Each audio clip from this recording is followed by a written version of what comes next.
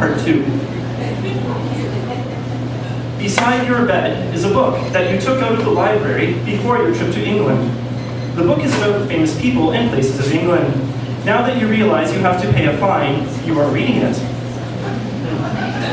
Not that any of us really need an excuse, but Emily Bronte died, and you can see why. She was born into a motherless childhood, and she married the man who changed her father's diapers.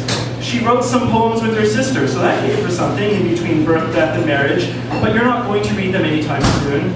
Here are the poems in a nutshell. Everybody reads the Bronte sisters' novels instead. You slept for 2 hours and woke up to a cat on your face, and this book beside you. The first time the man who changed Mr. Bronte's diapers winked at Emily, she must have felt like you do now.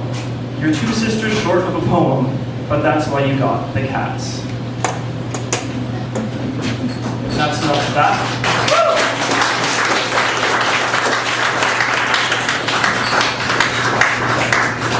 I thought I had another poem with me on paper, but I guess I didn't. Okay. So, what is that? Thank you, Mark. It's apparently just debris, shrapnel.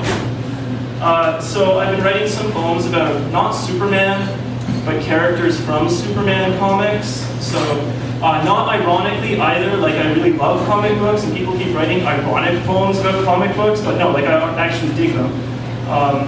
So yeah, this is the Lois Lane. It's an email to Lois Lane.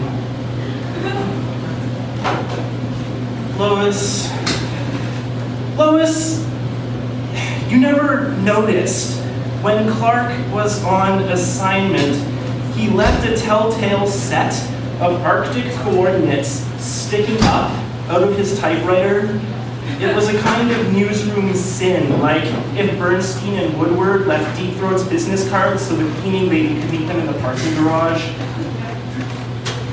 And Lois, you never noticed that Clark came back from summer vacations in Kansas with snow on his shoes. I want to know if maybe you were thinking about how much Jimmy Olsen wanted to tug on Superman's cape, if that is what kept you from putting it all together, or if you had some other blinding doubt about Clark or Kal-El's sexual compass, or if you even realized that you are an alien to him. And did you think about the kink of that even once, maybe? Lois, the last son of Krypton was drunk on the Martian Manhunter's hooch, and he asked me, what is with Earth women and all of this kryptonite cock blocking? How am I supposed to explain to this guy that his planet exploded, and not even that's enough to get an Earthling to mercy fuck? Yours, the Green Lantern.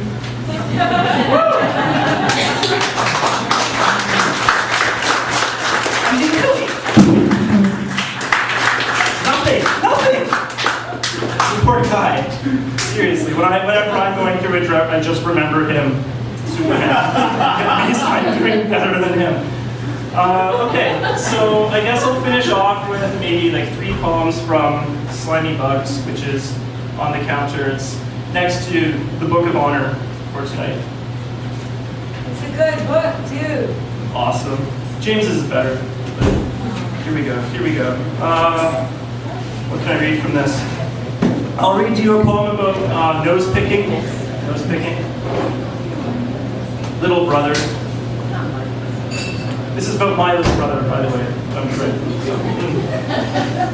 Maybe when he picks his nose, tiny pieces of his brain break loose, and the little seizures of it give him pleasure. Maybe he likes the taste of dreams, and that's why he eats it.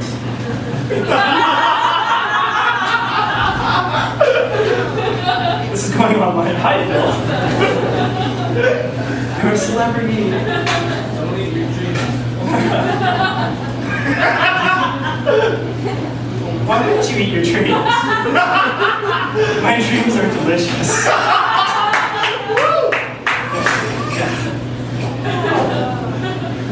Unless, I don't don't know, maybe there's like, for Superman, like kryptonite green. I don't know. Yeah. So here's a love poem, Nick in the Moon. I measured the nick in the moon on the swoop of your breast, and guessed that by the time the moon is full, you will sleep on the edge of my lengthening shadow, and when the moon is new, I will be gone. Okay, one more. Is one more good? One more? All right, season one.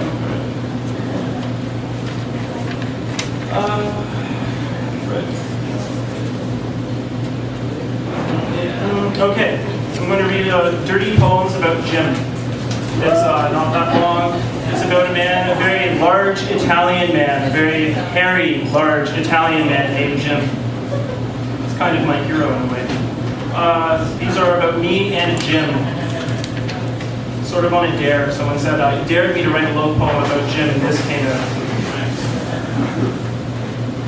Because anyone could write a love poem about Jim. So, they move an ocean, a sea, and the little man is up to his neck in sandy thighs at high tide. Framed by the street-like rectangle of the window in the spring dark, the little man has knotted fingers in the hair of a shadow. Lao Tzu leaving the city on the back of a grunting ox. Great. I can flip a mountain onto its back. I can throw seeds over a cliff and hit the face of the moon. I can toss a house under my arm and lob the roof over the whole city over and over again without getting tired of showing you who is stronger.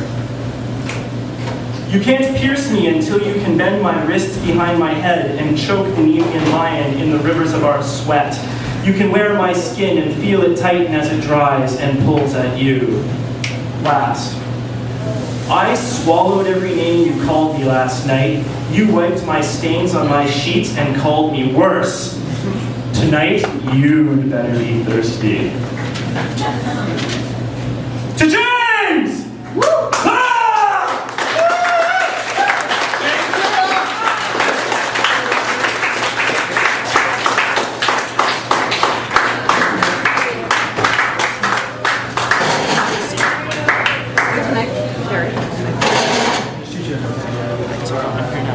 Up next, we have Heather Lowe.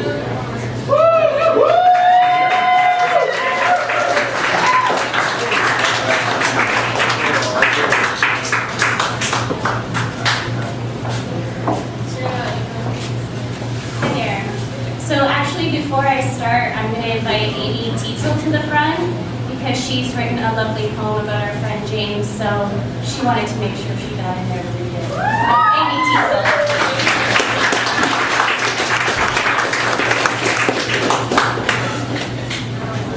Hello.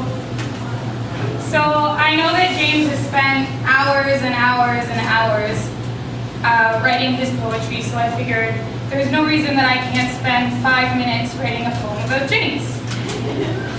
This poem is ironic. It is called Books and Danger. And it rhymes. I used to know a man named Jim who hung out at Graham's work. Sometimes the things he'd say to me made me think he was a jerk. As time went by, it seemed to me there began a change. He came around, same as before, but now his name was James. He made these funny faces and gave me dirty looks. I realized it was all because I was dog-earing my books.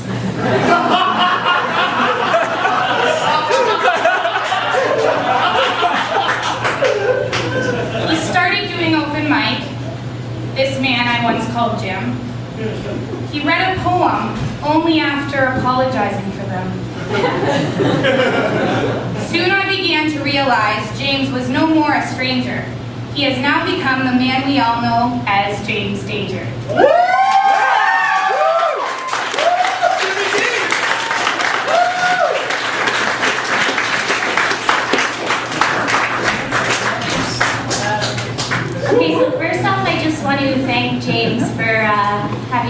involved tonight because I've never done this before, so I just want to thank him and also take this opportunity to congratulate him again on his new book.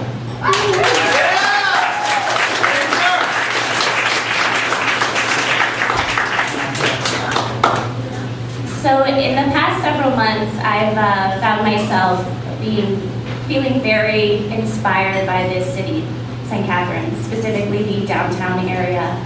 And I just one day decided to write about it. And I had a little bit of difficulty picking which piece I was going to read tonight, so I figured I'd start from the beginning. In 1952, the city was small by any measure, but masked with a metropolis attitude and charm.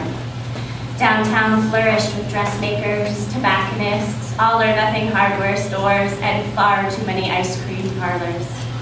Bubblegum, butter rum, banana split, oh, the time was sweet, sugar-coated, and blooming with sinless flavors. The bandstand rang loudly in a smaller version of Central Park. Zippers were mass-produced, and young love blossomed like happy daisies in this garden city. Then, factories that ran 3 blocks and hoard out automobiles and various parts for decades began to close. It happened slowly at first, and then all at once. Those blue-collar individuals who infested the middle-class, tree-lined communities sulked as they unceremoniously lost their 9-to-5, and Mr. Corporate Ass and his corporate ass-kissing minions relocated halfway across the planet. While Mr. Corporate and Mr. Colonial greedily sip Long Island iced teas and go far too much, Mr. Blue Collar finds himself in the muck, so to speak. Short of peddling antique televisions and moldy fish tanks and bi-weekly yard sales, engaging in underground dog-fighting rings, or trafficking smack to their neighbors' prepubescent sons and daughters, Mr. Blue Collar's options were few. Like some sick domino game, the downtown core became overrun with frightened addicts, purple bingo halls, and hookers who seemed to have passed their prime centuries prior. University scholars by day drunkenly littered our streets by night. Teenage girls gave birth just in time for high school commencement, and a terrifyingly attractive duo raped and murdered 3 tragically young girls. Fear, regret, and despair lingered in the streets, and we could smell it rising up through the city sewers. This morose ghost seemed to follow the city's inhabitants from the courthouses all the way to that long-forgotten nightclub that no one is sure is even open anymore. The industrial and commercial streets boasted Technicolor carpet sales, stationery chains named after stationary instruments, and a $5.99 all-you-can-eat brunch at the local strip club. It was no longer 1952, but over 50 years later. We had lost that time, that moment, that empire, or had we simply become too cocky? Meanwhile, the swollen suits at City Hall lurk around a large oak table like the fucking knights of the round and wonder hopelessly what to do.